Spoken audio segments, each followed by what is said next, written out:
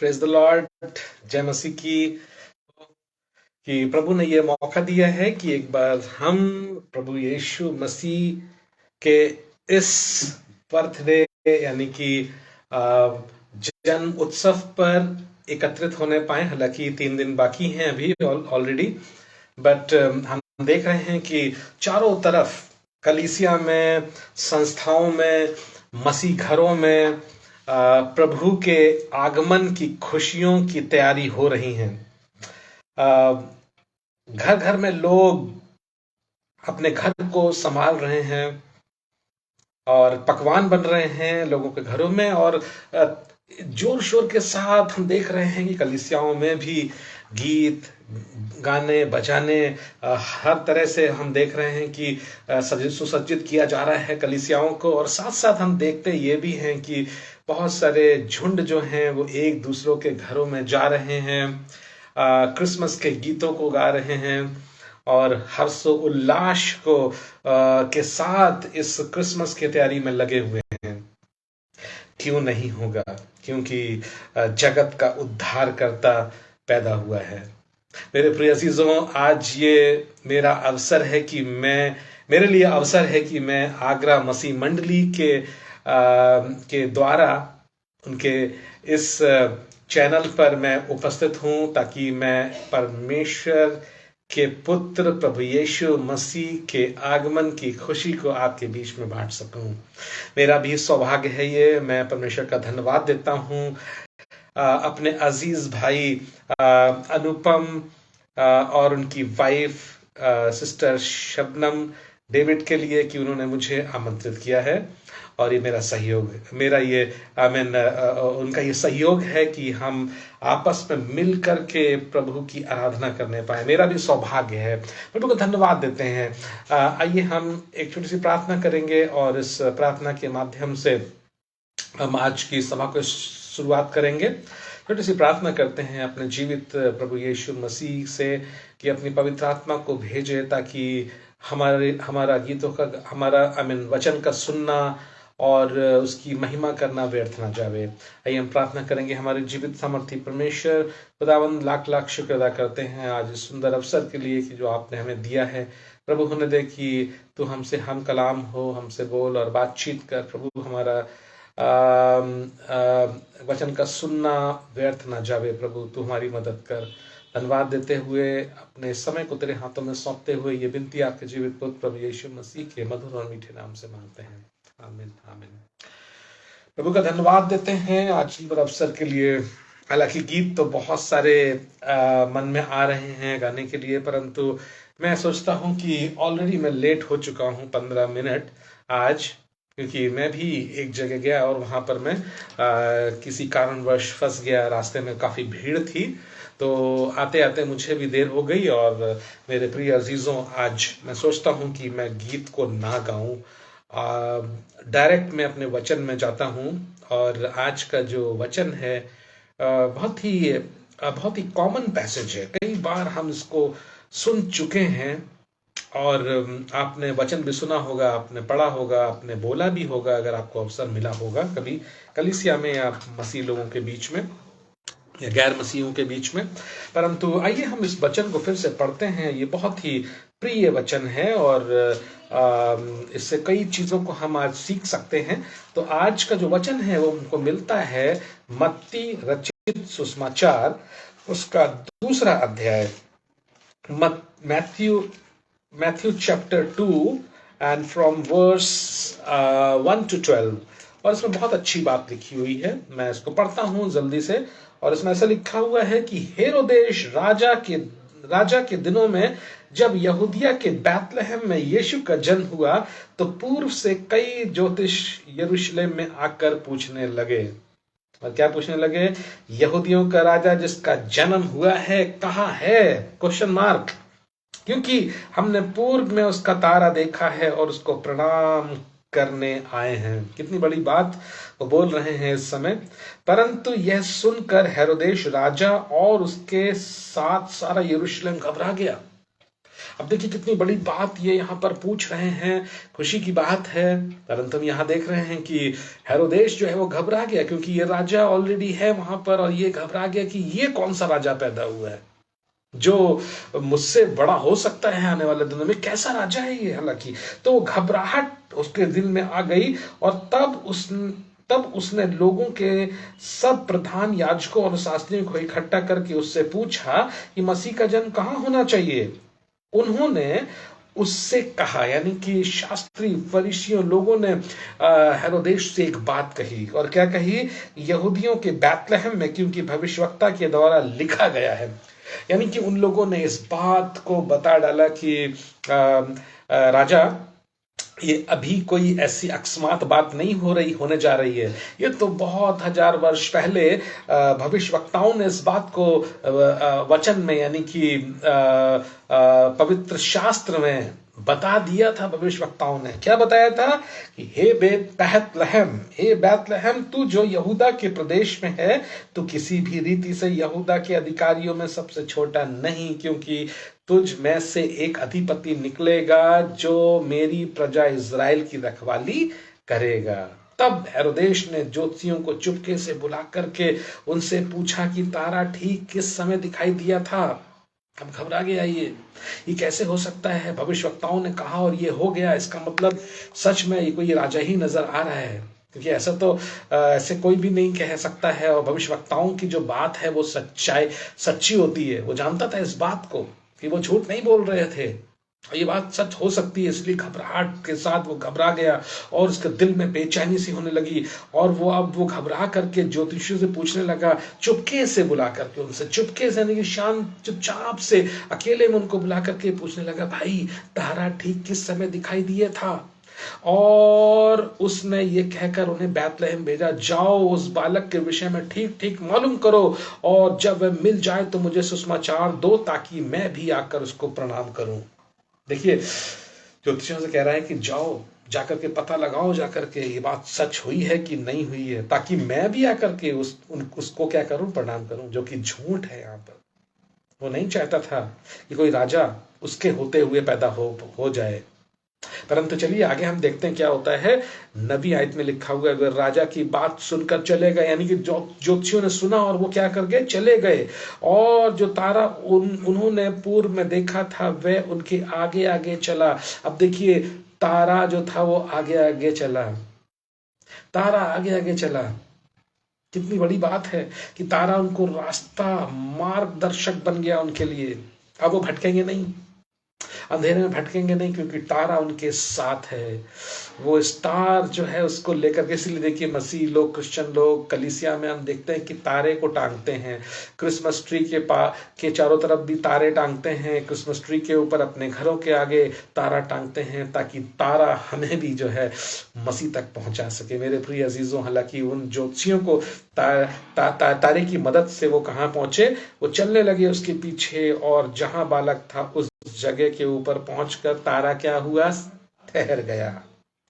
और उस तारे को देखकर वे अति आनंदित हुए। उन्होंने उस घर में पहुंच करके बालक को उसकी माता मरियम के साथ देखा, और मुंह के बल गिरकर बालक को प्रणाम किया, और अपना अपना थैला खोलकर उसको सोना, मुर, लोबान और गंधक की भेंट चढ़ाई।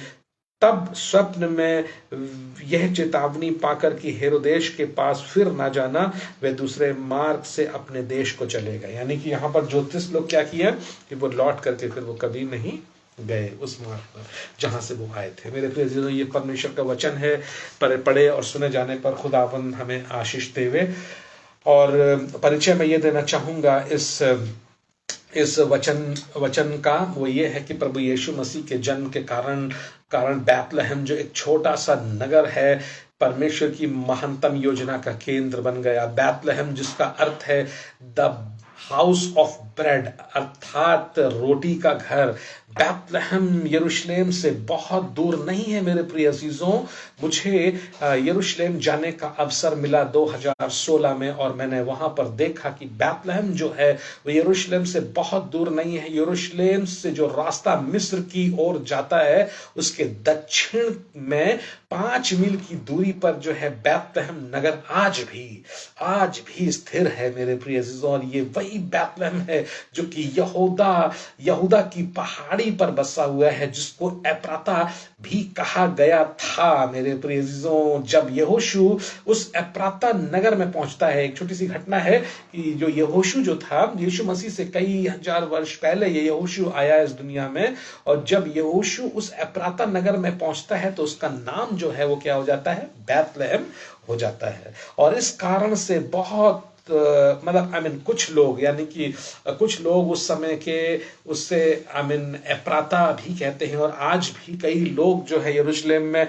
बैतलहम को जो है एप्राता भी कहते हैं, क्योंकि दोनों का नाम एक ही जगह का नाम है, बैतलहम और एप्राता। और कुछ बैतलहम एप्राता भी कहते हैं। देखिए, कुछ लोग एप्राता कहते हैं, बहुत से लोग बैतलहम कहते हैं, आप और हम।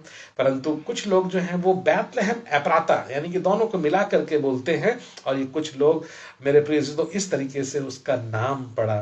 परंतु इसके बाद में एक छोटी सी घटना और बताना चाहता हूं। इस बैतलहम नगर में एक और घटना पुराने नियम में घटी थी, जिसका वर्णन शायद आप जानते होगे, और नहीं जानते हो तो आइए मैं आपको बताता हूं कि जब याकूब और राहेल यात्रा कर रहे थे तो वहां पहुंचकर राहेल को जो कि याकूब की पत्नी थी, प्रिय पत्नी थी, उसको प्रसव की भयानक पीड़ा हुई और इतनी बढ़ गई कि वो सहन नहीं कर पा रही थी। और याकूब जो है राहेल से अत्यधिक प्रेम करता था, और वो नहीं चाहता था कि वो और ट्रैवल करे, यानी कि और वो जाए, इसीलिए वो वहां पर रुक गया, क्योंकि प्रसव की पीड़ा जो थी वो बहुत ही ज्यादा बढ़ चुकी थी, और उतनी बढ़ गई कि राहेल जो थी वो इस पीड़ा को सहन नहीं कर पाई। परंतु हालांकि बालक तो पैदा हो गया, परंतु उसी दौरान में क्या होता है कि राहेल की मृत्यु हो गई, और बैतलहम में आकर के याकूब ने राहेल को भारी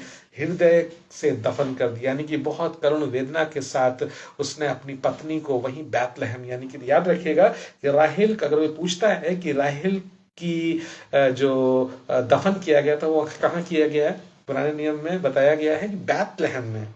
बैतलहम में आकर के याकूब ने राहेल को भारी हृदय से, यानी कि बहुत ही करुण वेदना के साथ उसने क्या किया, उसको वहीं पर दफन कर दिया। और वही बैतलहम है जहां पर इस प्रसव के पश्चात, यानी कि जब जब बहुत पीड़ा हो रही थी उसको बच्चा जन्ने की, तब राहेल ने एक बालक वहां पर दिया, और इसका नाम जानते हैं क्या है, बिन्यामीन।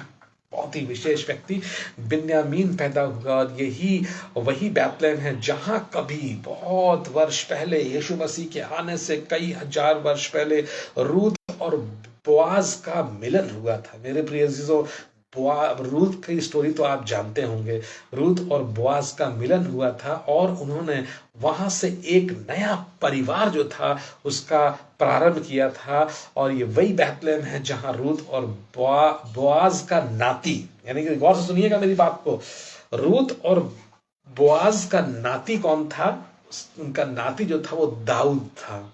और ये वही बैतलहम है जहां दाऊद अपनी भेड़ों को चराया करता था। मेरे प्रिय अजीजों, दाऊद के नगर जिसको हम बोलते हैं, दाऊद के नगर, कई बार आपने गीत भी गाया होगा, और मेरे प्रिय अजीजों वही नगर है जहां पर वो अपनी भेड़ों को चराया करता था। वही बैतलहम है जो प्रभु यीशु के जन्म के समय दाऊद का नगर कहलाया गया। मेरे प्रिय अजीजों, इसके लिए स्वर्गदूतों ने गरणियों से आकर के इस विशेष रूप में कहा, तुम्हारे लिए, यानी कि गरणियों से एक बात बोली कि तुम्हारे लिए दाऊद के नगर में एक उद्धारकर्ता पैदा होगा, जन्म होगा, जिसका नाम क्या होगा, यीशु मसीह। मसीह प्रभु है, वही इसका नाम, Emmanuel, God is with you.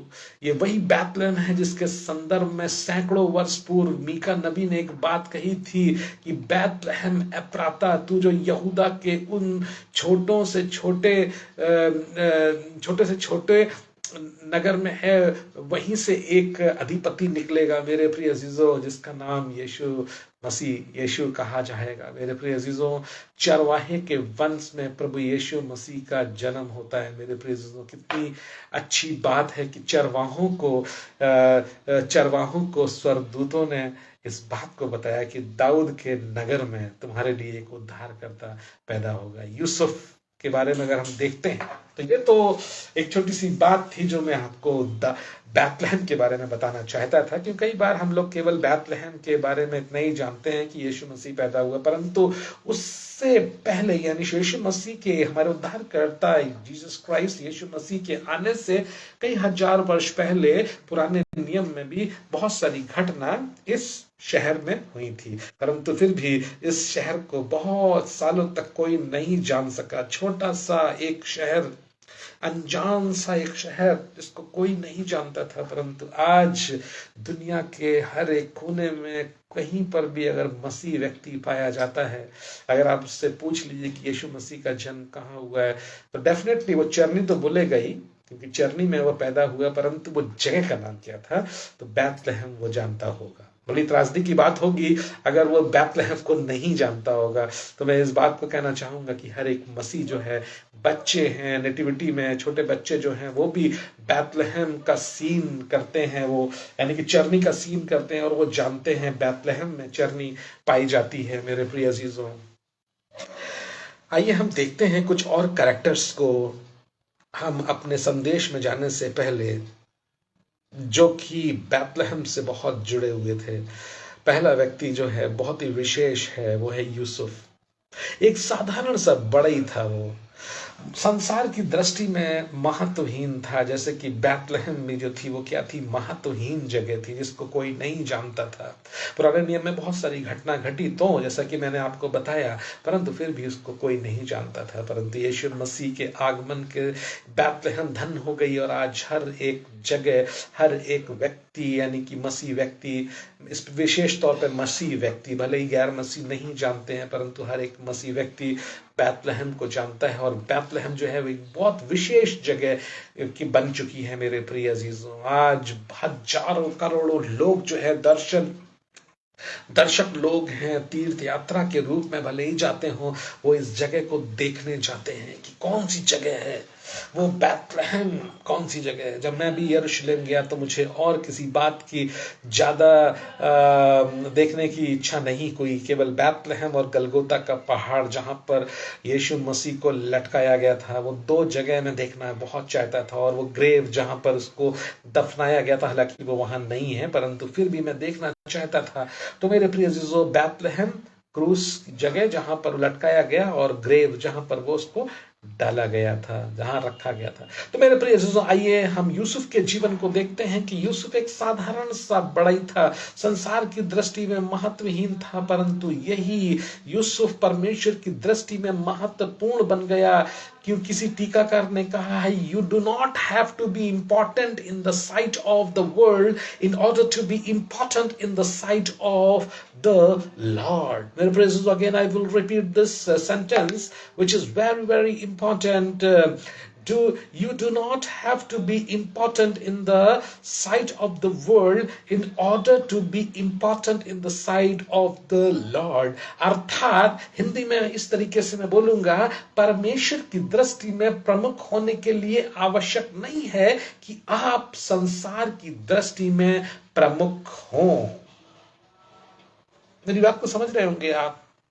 भले ही बैतलहम बहुत ही विशेष शहर नहीं था, परंतु परमेश्वर ने उस शहर को महत्वपूर्ण बना दिया। महत्वहीन जगह, छोटी सी जगह, इसको महत्वपूर्ण बना दिया बैतलहम को। मेरे प्रिय अजीजों, क्या ही धन है वो बैतलहम जहां पर हमारा उद्धार करता चरनी में पैदा हुआ। मेरे प्रिय अजीजों, खुदा के नाम की स्तुति हो।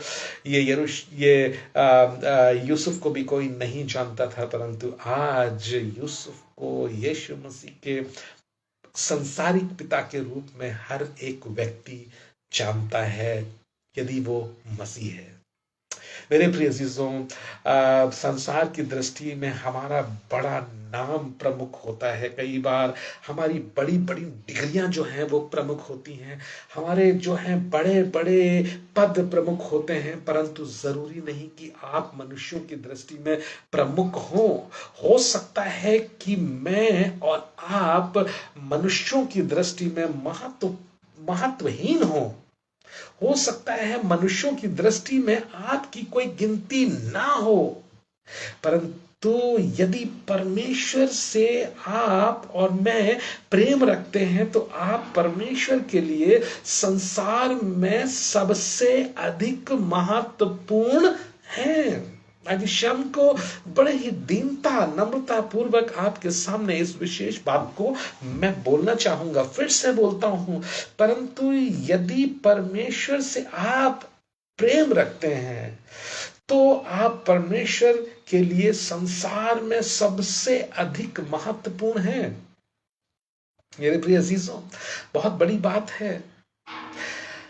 किसी टीकाकार ने एक बात कही है कि लिखा है कि गौशाला बड़ी ही एक अजीब सी गंदी सी जगह थी, और यहाँ पर मैं एक बुक पढ़ रहा था और उसमें ऐसा लिखा हुआ है, मैं उस बुक से ही बताता हूँ आपको पढ़ करके। बड़ी अटपटी सी लगी इस बात को जो कि मैं पढ़ता हूँ।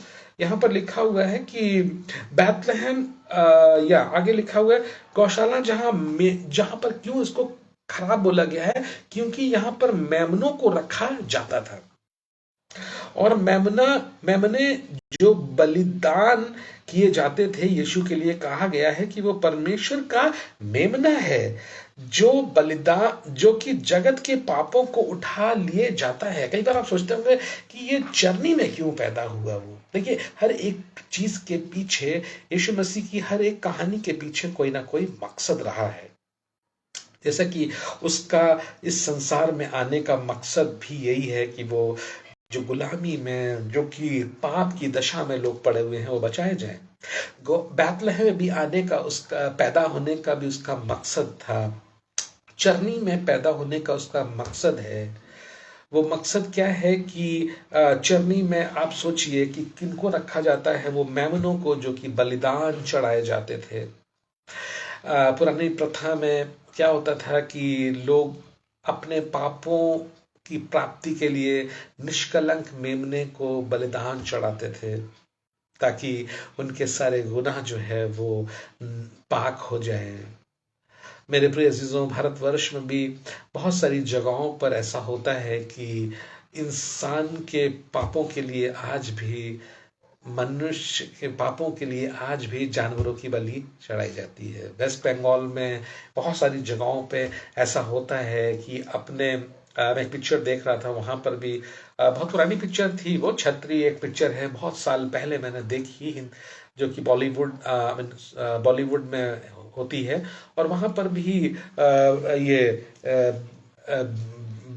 बैल का बछड़ा जिसको बोलते हैं, उसको बलिदान चढ़ाया जा रहा था उस पिक्चर में। क्यों प्रथा है, वो प्रथा।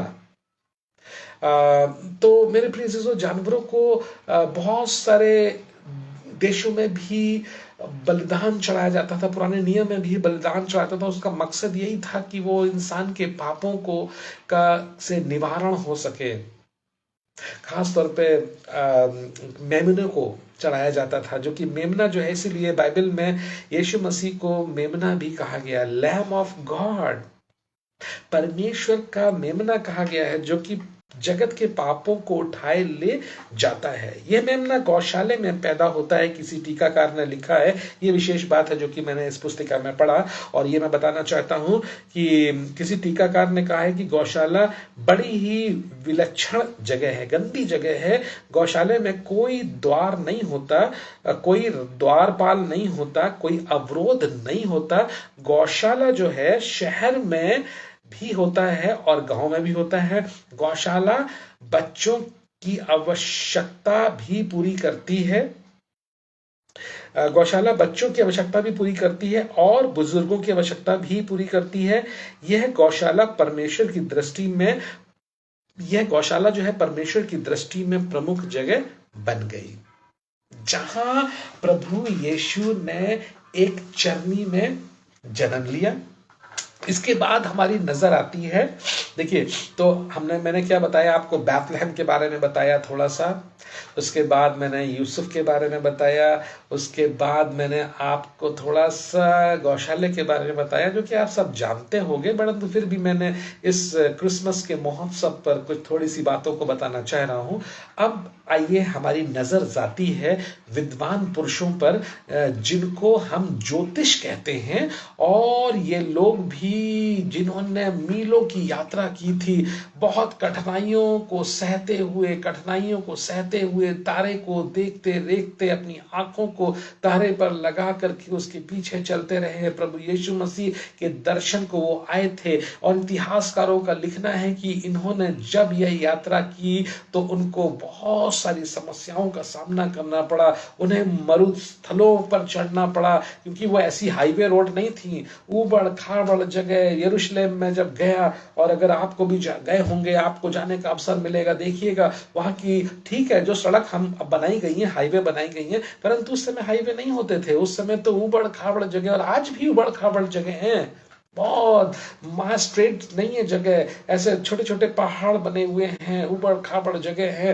टेढ़ी मेढ़ी जगह है, आपको कभी बस आपके ऊपर जाती है फिर नीचे आएगी, स्ट्रेट हाईवे है हालांकि, परंतु आप जब देखेंगे चारों तरफ तो देखेंगे कि आज भी मरुस्थल पाया जाता है, ज्यादा बहुत हरियाली नहीं है वहां पर। मेरे प्रिय अजीजों, उस समय आप सोचिए कैसी जगह होगी। टीकाकारों के अनुसार ज्योतिषी जो थे वो पारसी धर्म से के मानने वाले थे, और पारसी धर्म का प्रारंभ मिस्र में हुआ था, और प्रभु यीशु मसीह के पैदा होने से 600 वर्ष पूर्व इस धर्म का प्रादुर्भाव हुआ था, यानी कि शुरुआत हुई थी, और वे विद्वान पुरुष थे। इनको न सिर्फ ज्योतिष विद्या का ज्ञान था, परंतु ये मेडिकल साइंस के बारे में भी ज्ञान रखते थे, ये भूगोल को भी समझते थे, ये भविष्य की बातों की ओर देखते थे, ये तारों का विश्लेषण करते थे। और इन ज्ञानी ज्योतिषियों ने आकर के यीशु को एक बात चढ़ाई। जानते क्या दिया था यीशु मसीह को? उन्होंने सोना, लुबान और गंधर्व की भेंट चढ़ाई। अब देखिए, तो ये सब बातें जो थी ज्योतिषी के बारे में थी, परंतु जब इन्होंने भेंट चढ़ाई तब इन्होंने सोना ही क्यों चढ़ाया? सवाल ये उठता है कि सोना क्यों चढ़ाया इनको, यीशु मसीह को लोबान क्यों चढ़ाया, गंधरस क्यों चढ़ाया? क्योंकि आइए हम एक जल्दी से एक चीज को देखते हैं कि सोना प्रतीक है राजा को भेंट चढ़ाने का। सोना प्रदान करता है इस बात का प्रतीक कि राजा उत्पन्न हुआ है। ये यीशु मसीह जो गौशाले में पैदा हुआ था, यह इस संसार का राजा था। लोबान को मंदिरों में चढ़ाया जाता था परमेश्वर की उपस्थिति को प्रकट करने के लिए। प्रभु यीशु मसीह इस संसार में आया, उसका नाम जो था इमैनुअल रखा गया, जिसका अर्थ है कि परमेश्वर हमारे साथ है। और लोबान मंदिरों में आराधना के समय जलाया जाता था। लोबान आराधना का प्रतीक था, और ये लोबान उस वातावरण का प्रतीक है जहां मनुष्य का परमेश्वर से मिलाप होता है मेरे प्रिय अजीजों। और यह वह केंद्र बिंदु है जिसकी हम आराधना करते हैं, जहां मसीह परमेश्वर की महिमा के लिए, उसके दर्शन के लिए, उसको प्रेरणा प्राप्त करने के लिए एकत्रित होते हैं। और ये लोबान उस आराधना का प्रतीक है। प्रभु यीशु मसीह परमेश्वर और मनुष्यों के बीच में क्या कराने के लिए आया है? मेल कराने के लिए आया है मेरे प्रिय अजीजों। और ये परमेश्वर के लिए मनुष्यों की आराधना का प्रतीक बन गया है। परमेश्वर तथा मनुष्यों के बीच में बिचवई बन गया है। और ये लोबान इस बात का प्रतीक है मेरे प्रिय अजीजों, क्योंकि सोना इसलिए चढ़ाया गया क्योंकि वो राजा है। लोबान इसलिए चढ़ाया गया क्योंकि वो मिलाप कराने के लिए आया है। और तीसरी भेंट जो है वो है गंधरस। और गंधरस जो थी पुराने समय में वो मृतकों की देह पर लगाया जाता था, मृतक देह पर अब उसका लेप किया जाता था। और यह इस बात की यह एक प्रतिक्रिया थी, परंतु बड़ी विचित्र सी बात बात लगती है इस घटना में कि संसार का राजा जो पैदा है उसको गंधरस की भेंट आखिर क्यों चढ़ाई गई, गंधरस की भेंट क्यों चढ़ाई गई। मेरे प्रिय अजीजों, ये गंधरस की भेंट इस बात का प्रतीक है कि प्रभु यीशु मसीह न सिर्फ राजा होकर के आया, न सिर्फ मनुष्य और परमेश्वर के बीच में मेल मिलाप कराने के लिए आया, परंतु वह मेमना बन करके, बलिदान बन करके आया। गंधरस इस बात को प्रदर्शित करता है कि यीशु मसीह परमेश्वर का मेमना है जो कि बलिदान होने के लिए आया है, जो मृत्यु को प्राप्त होगा। और वे ज्योतिष इस बात को बहुत अच्छी तरीके से जानते थे कि बैतलहम से प्रारंभ होने वाली ये यात्रा जो है वो गलगुता से होकर के वो कलवरी तक जाने वाली है। मेरे प्रिय दोस्तों, ये ज्योतिष जानते थे इस बात को। बहुत सी बातें क्रिसमस के इस दृश्य में मुझे और आपको शाम को दिखाई देती हैं। अगर आप बाइबल पढ़ते हैं, लूका उसका पहला दूसरा अध्याय, मत्ती उसका पहला दूसरा अध्याय, मेरे प्रिय अजीजों, आप देखेंगे कि इस यीशु मसीह के पैदाइश की कहानी में बहुत सारे दृश्य पाए जाते हैं।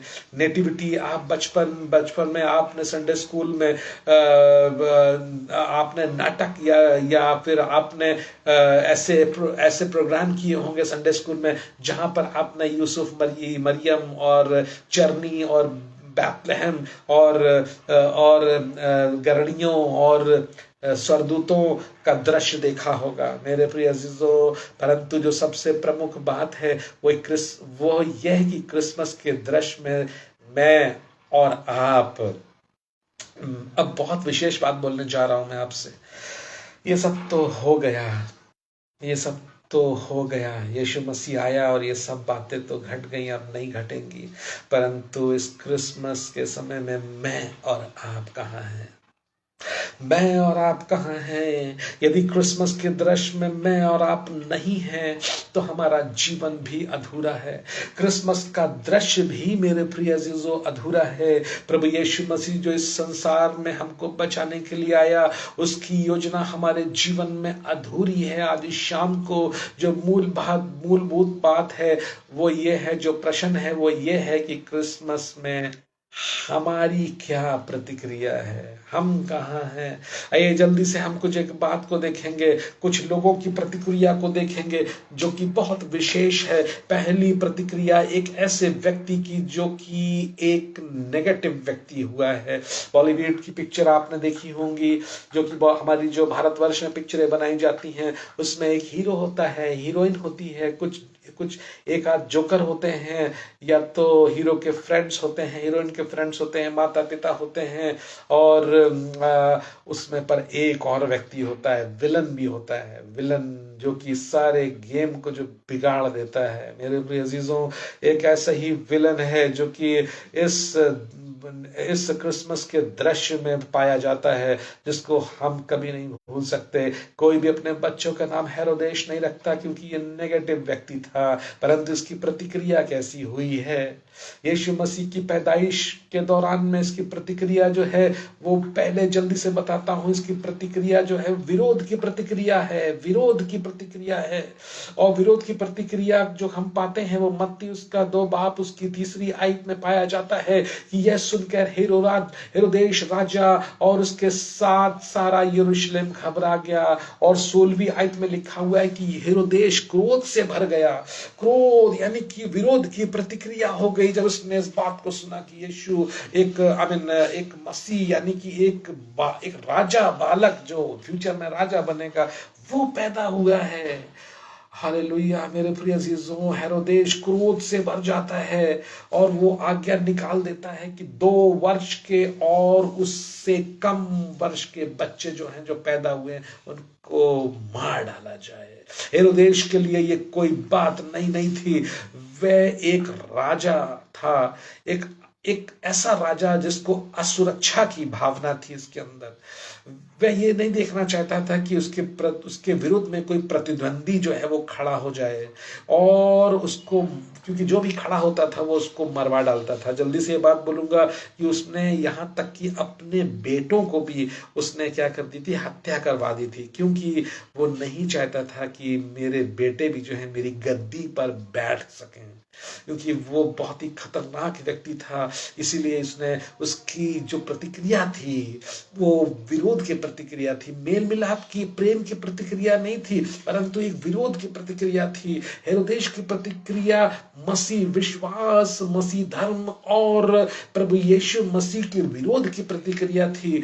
मसीह धर्म और मसीह विश्वास का जो इतिहास है वो लोगों के खून से लिखा गया है। हम पाते हैं कि किस प्रकार प्रारंभिक कलीसिया के मसीह अगुवों की हत्या कर दी गई थी।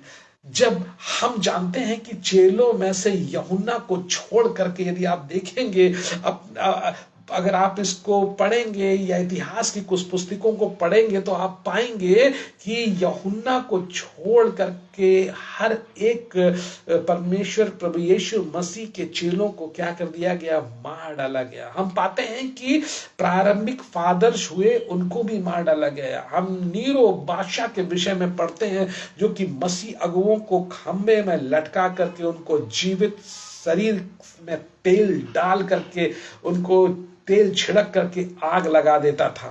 जब उसकी बादशाहत के विशेष दावतें होती थी तो उसके राजभवनों के बगीचों में लगे हुए खंभों के ऊपर मसीह अगुओं को लटका दिया जाता था और उन्हें जीवित जला दिया जाता था।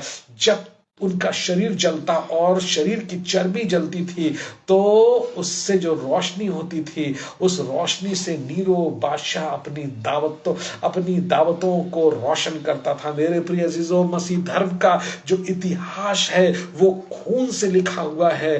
वह त्याग का इतिहास है। वह सरे आम सिर कलन कर दिए जाने का काम है। आज भी इसकी कमी नहीं है, आज भी इसकी कमी नहीं है। संसार में 32 यानी कि 32 ऐसे देश हैं जहां मसीह अगुओं को मार डाला जाता है।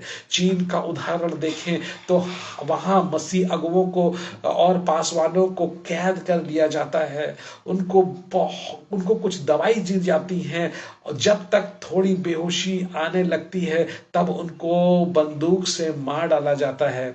उनके शरीर के अंगों जैसे किडनी इत्यादि को निकाल कर बेच दिया जाता है। मसीहत के साथ ऐसा क्रूरता व्यवहार आज हो रहा है।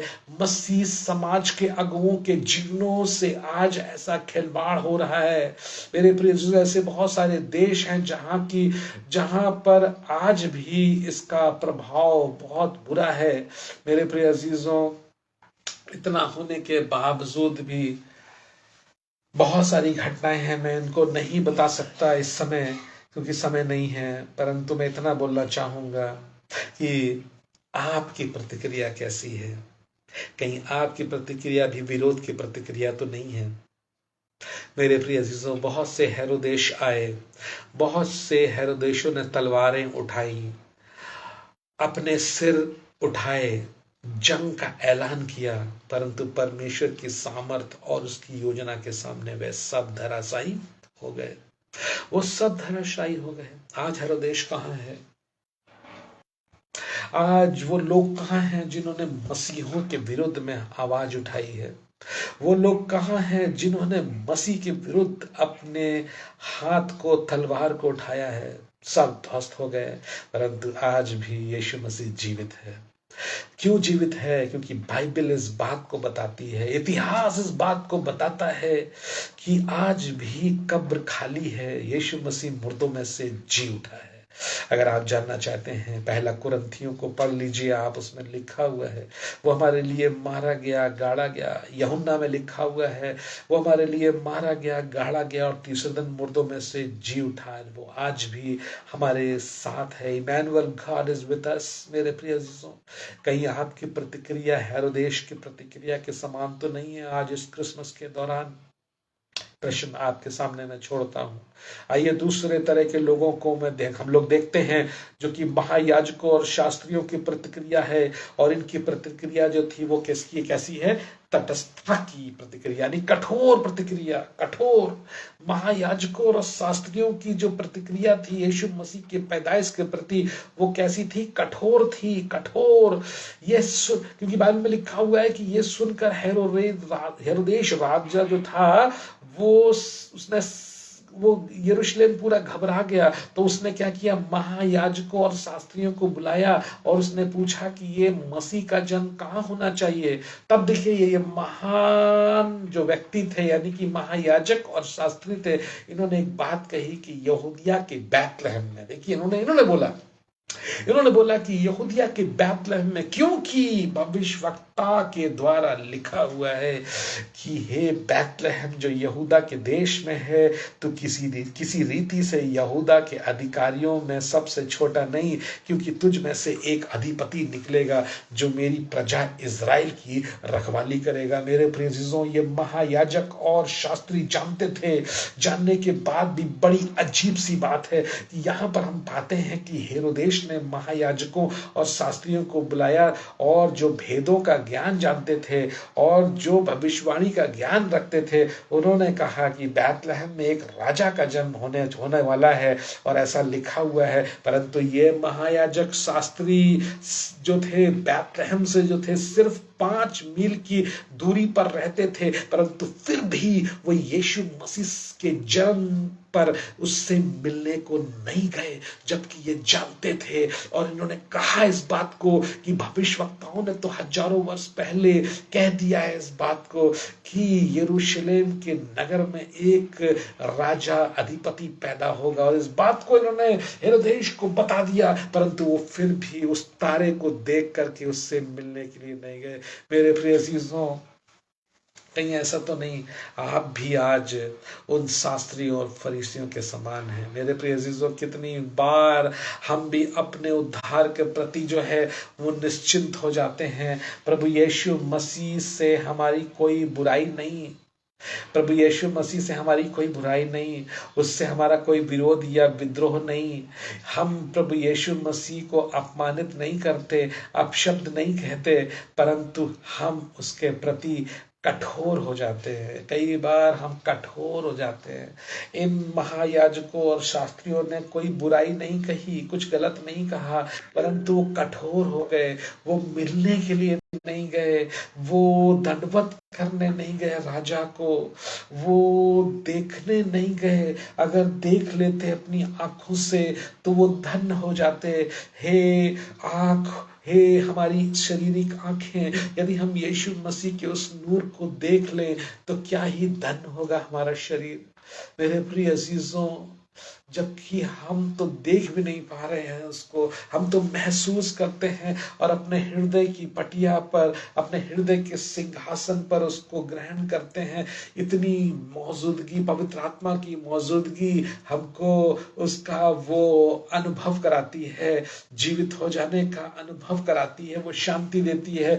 तो क्या ही धन्य होता कि महायाजक और शास्त्री अपनी इन शारीरिक आंखों से उस राजा को जो कि जगत का उद्धार करता है उससे वो देखते, परंतु वो वंचित रह गए क्योंकि उन्होंने अपने आप को कठोर कर दिया।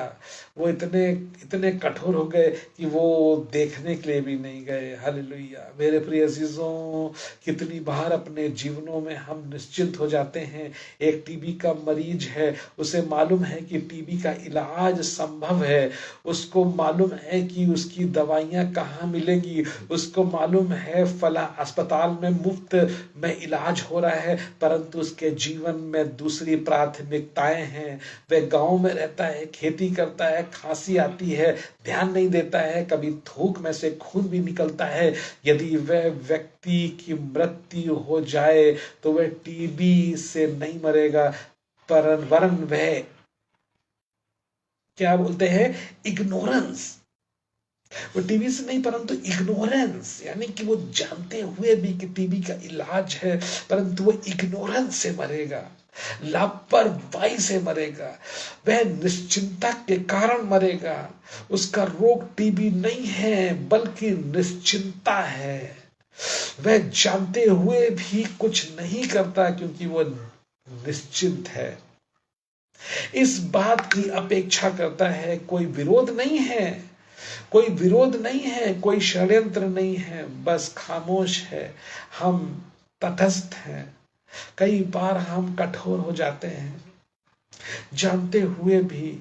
आज जो प्रभु यीशु की देह है वो है कलीसिया। आज जो प्रभु यीशु मसीह का वचन है वो बाइबल है। आज जो प्रभु यीशु मसीह के संबंध रखने की बात है वो है प्रार्थना। प्रार्थना के माध्यम से हम संबंध रखते हैं, वचन के माध्यम से हम ज्ञान प्राप्त करते हैं।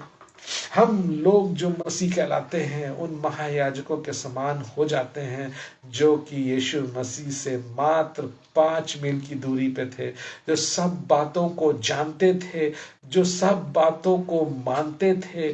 उनको विश्वास था, जिन्होंने राजा को खुश करने की बात नहीं की, परंतु यह बात जो सच्ची थी, जो सीधी थी, जो सही थी, परंतु उन्होंने घुमा फिरा के उस बात को हेरोदेश के सामने बताया, परंतु वो राजा से मिलने नहीं गए क्योंकि वो कठोर हो गए।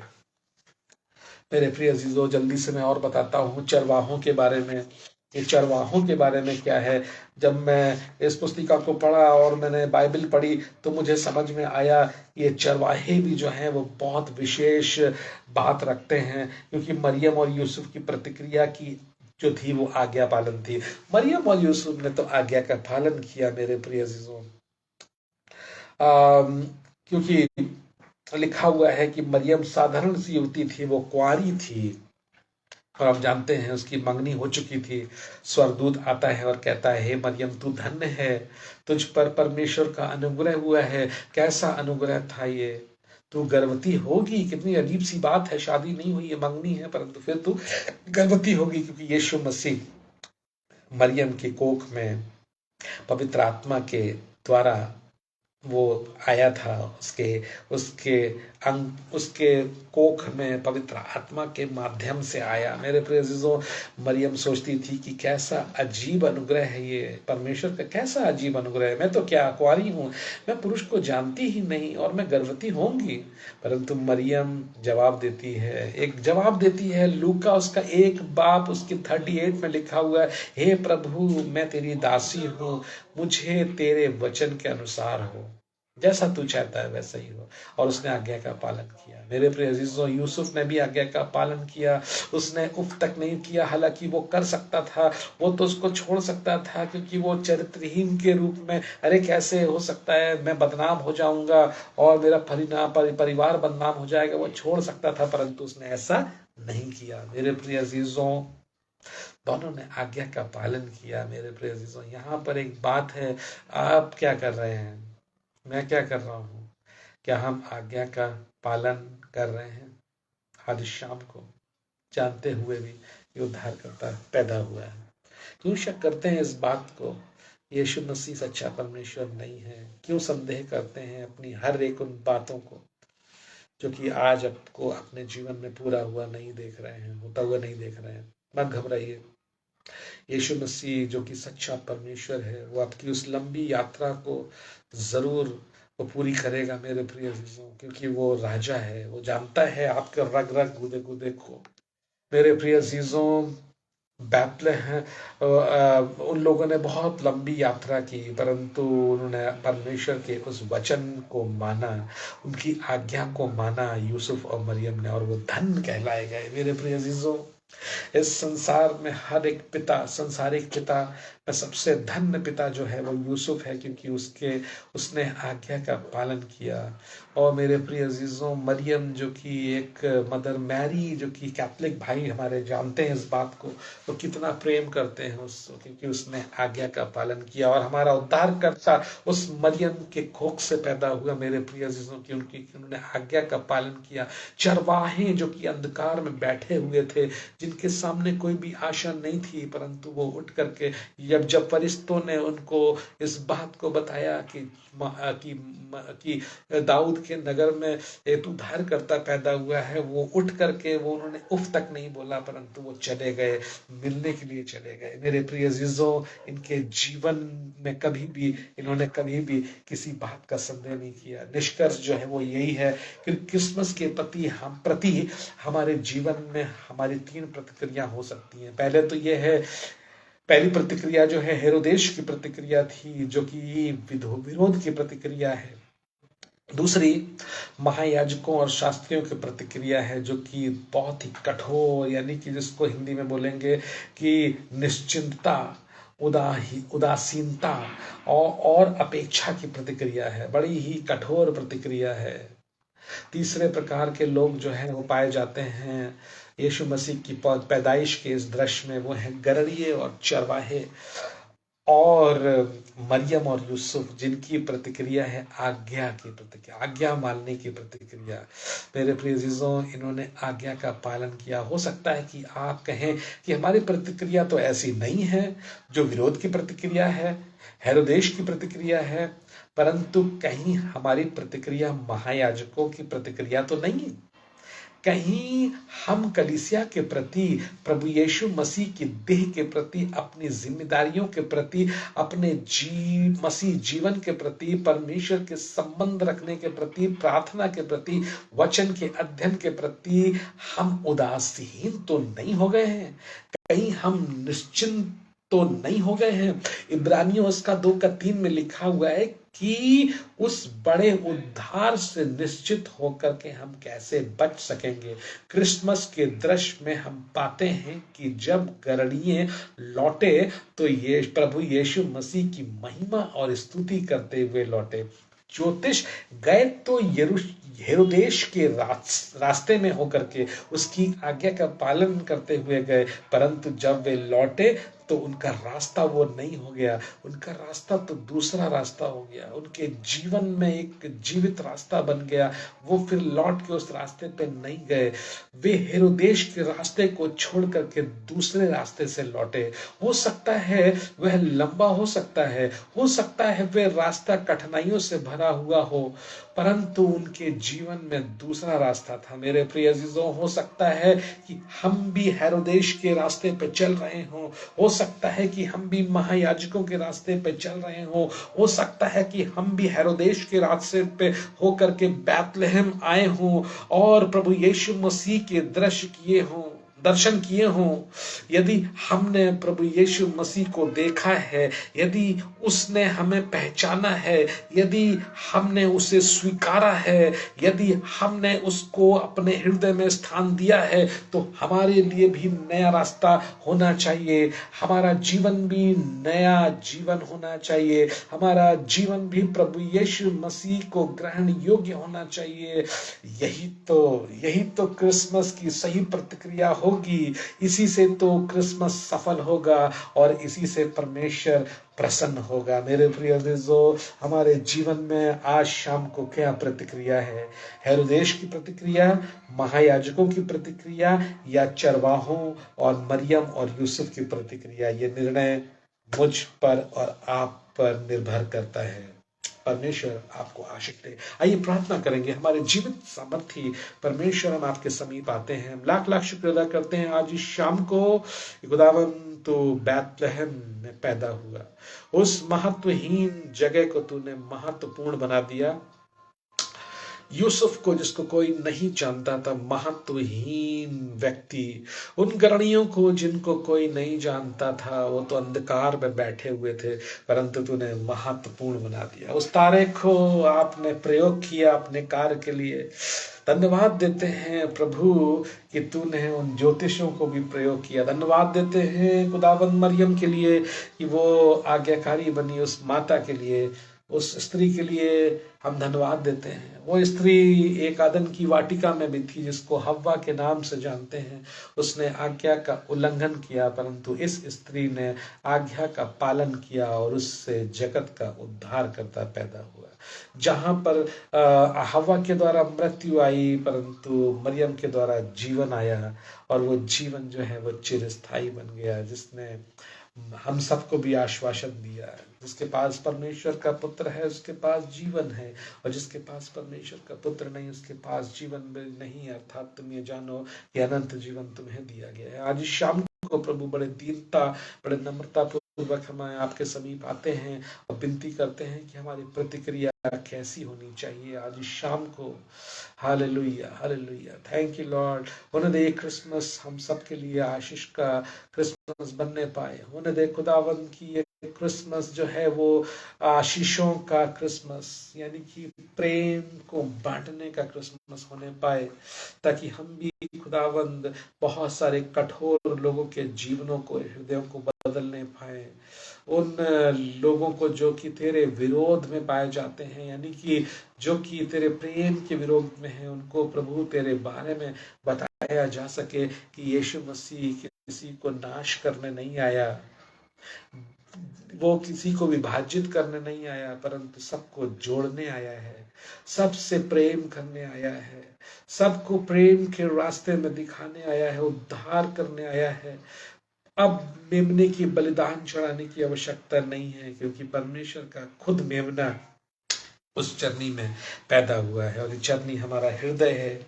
वो गंदी जगह, वो गंदा हृदय जो कि जिसमें विरोध, गाली, लड़ाई, झगड़े, बुराइयां हैं, उस हृदय की चरनी रूपी हृदय में हमारा परमेश्वर का मेमना पैदा हुआ है। Hallelujah, thank you lord, thank you. हर एक व्यक्ति अपने हृदय को खोल करके प्रभु के पुत्र प्रभु यीशु मसीह जो कि परमेश्वर का मेमना है उसको अपने जीवन में ग्रहण करने पाए। Hallelujah, thank you Lord, we worship you Lord. In this evening we commit our life into your mighty hand. Be with you, be with us Lord. Hallelujah, हम सबके साथ होने पाए, धन्यवाद देते हैं। अब खुदावंद परमेश्वर का प्रेम और उसके पुत्र प्रभु यीशु मसीह का अनुग्रह और पिता और पवित्र आत्मा की सहभागिता हम सब विश्वास करने वालों के साथ अब से लेकर के सदा तक बनी रहे। Thank you Lord, we worship you, in Jesus name we pray, amen, amen, amen. Thank you मेरे प्रिय अजीजों, परमेश्वर आपके साथ है। May God bless you, may God bless you. Have a blessed Christmas and blessed new year. आपको बहुत बहुत बधाई हो इस परमेश्वर के पुत्र प्रभु यीशु मसीह के जन्म उत्सव पर और नए साल के आगमन पर। आप सभी को बहुत बहुत बधाइयाँ। आगरा मसीह मंडली को भी मेरी और मेरे परिवार की तरफ से शुभकामनाएं। भाई ब्रदर अनुपम डेविड और उनकी पत्नी, उनके परिवार के सभी सदस्यों को मेरा सादर भरा प्रणाम। आप सभी को बहुत बहुत शुभकामनाएं। मे God bless you. Good night, praise the Lord. Good night.